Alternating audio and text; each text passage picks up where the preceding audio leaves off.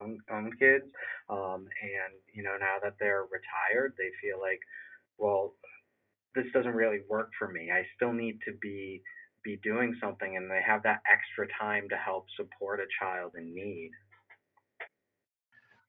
Are retirees a group that um, sort of lend themselves to foster care on a regular basis, or is that more rare? Um, I wouldn't say rare. I mean, I feel that we do have a number um of parents that are retired. People ask me a lot when I'm in the community, what's there's got to be age restrictions, and there is. I mean, you have to be at least 21 years old, but as far as on, the cutoff, there is none. Um, it really comes down to, it's not how old you are, it's how old you feel. And if you feel like, at any age you're still able to be a parent, then we're more than happy to walk you through that. Now, do you find that families that have their own children are prone to being foster parents too?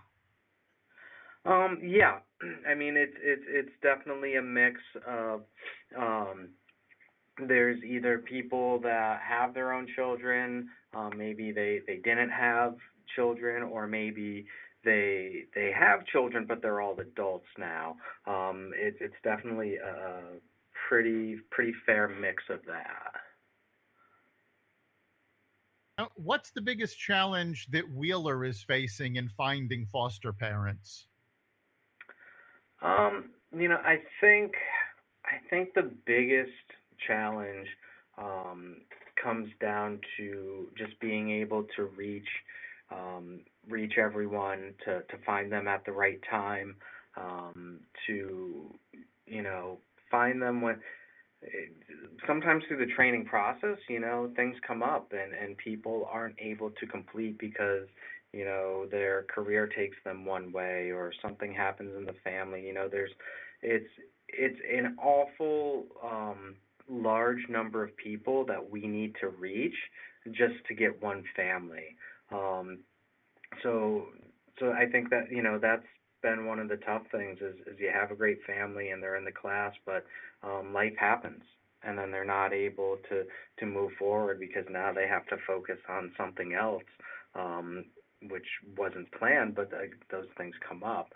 Um, so definitely, being able to reach enough people, that we can move forward, because um, on average, we have to talk to at least 100 people to get one family, um, because that's part of the training process as well. Is that it's designed for people to evaluate themselves. It's designed for people to take the class, look at it, and we hope they say this is right for them. But sometimes at the end, they say, you know what, maybe this isn't the right time, or this isn't what I thought, and I don't think I can move forward. So being able to get a large enough range of people, and the other thing is it is such a wide mix of people that we want, because we want our families to reflect overall the children in care, the children that need them. So we want every different possible background you could have. Yeah, I know that we talked about awareness of the need in the first place and getting the word out. And as you had mentioned, a lot of people didn't even realize that Wheeler does foster care, which I didn't until I ran into you folks at networking meetings. And obviously, I would imagine the more that you get out in the public that way and have people talking it up, that's great. And I know that from time to time you also have events out there for the public to make them aware, maybe just a little taste of what to expect if they wanted to do that. Just kind of like an info session without any commitment type thing. Can you talk a little bit about those? Yeah, so we've actually we've moved to a more individual based information sessions. We have those every now and then, but really what we like to do is, when people are interested in learning more about it, we'll schedule with them individually a time where we can sit down and meet, so they don't have to wait for for an open house and be there at a set time or a set location. We meet with people at either one of our offices in Plainville or Waterbury. We meet with them at their homes, somewhere in the community. Myself and the other recruiters were very flexible when it comes to finding a way to engage people and get them moving forward and helping to educate them on what it's like to move forward with foster care. It sounds like all of this is, well, very stressful, certainly to a certain extent emotionally draining. How does all of this affect you on a day-to-day basis, and how do you handle the stress in your job? It's like with anything, you have to take care of yourself. If you focus on doing the things that keep you physically healthy, then when things come up that try to get to your emotional well-being, then you can, you're better able to handle it. At least that's what I found. Just focusing on that, because there's always going to be things that come up in your life that are kind of out of your control, and you have to be really prepared for that. Certainly not focusing on the negative is helpful, and being able to focus on what the positives are. For instance, I recently I ran into I've been with Wheeler Clinic's foster care for 5 years now. I was originally a case manager, and I ran into one of my old kids who's now a young adult, and he's doing so amazing for himself. That's something that I'm going to focus heavily on for a long time. And that's really what you need to do. Yeah, obviously it comes down to the why you're doing it in the first place, but to see the success stories that you have out there and the difference that you're making in these kids and the parents' lives has got to be just amazing. And that's got to drive you through all of this. Absolutely. It was definitely one of the best things that's happened, throughout my career is getting to see that, because in the mental health field, with all of my different jobs I've had at Wheeler, you don't get to really see the long-term effects that much. It's while you're working with someone, it's usually when you stop working with them, that's it, and you don't know what's going to happen down the road. So anytime you do get that opportunity, it's incredible. Yeah, do you ever have like reunions for the foster care children that have gone through the program? Years later, you mentioned that you've been doing this for 5 years. I'm just wondering if there are like get-togethers afterwards for people to reconnect and that kind of thing. Unfortunately, there's really no way to do that. Our kids know that they're always welcome to stop by our office and come back and see us, but just because we're a mental health program, we're not able to reach out past the past working with them. But certainly,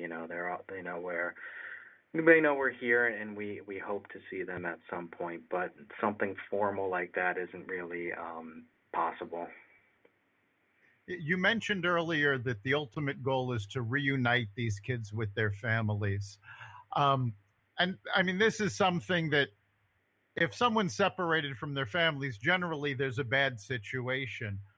Mm-hmm. Whether it's reconnecting them with their families or having them adopted into a new family, how long is the average stay of a child in the foster care system? It varies so much, because there is such a wide range of why children enter foster care. As you mentioned, it's something has happened, which is why they come into care, and sometimes it's very, very significant. Other times it's a matter of the birth families, they need help. They need our support. They need us to help them get get on their feet and get these parenting skills that maybe they didn't have because they didn't learn them, or for whatever reason. It really comes down to, because a lot of times, the children, they want to be with their parents, and the parents, they don't want to lose their children. No one wants this to happen, and we have to do what we can to make sure that we can bring them back together. That's our ultimate goal. But sometimes that just, it isn't possible for one reason or another. So we do look at adoption. So I'm not too sure on the average length of stay in foster care, but we certainly want it to be shorter than longer. Sure.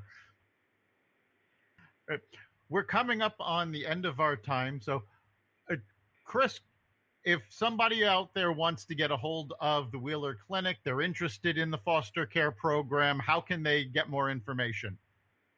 So one of two ways: they can give us a call at 860-793-7277, speak to one of our recruiters and start that conversation. An even easier way is to go online. We are at wheelerclinic.org/foster. We have a number of different articles on there, maybe some stories from our parents that people can look at. It's just more information for them to explore. And right on that website, again, wheelerclinic.org/foster, there's a link for our application, so they can start that, they can get their information to us, and we can reach back out to them and start talking more about moving forward with the process. All right. Chip, what do you think is the big takeaway for our listeners this week?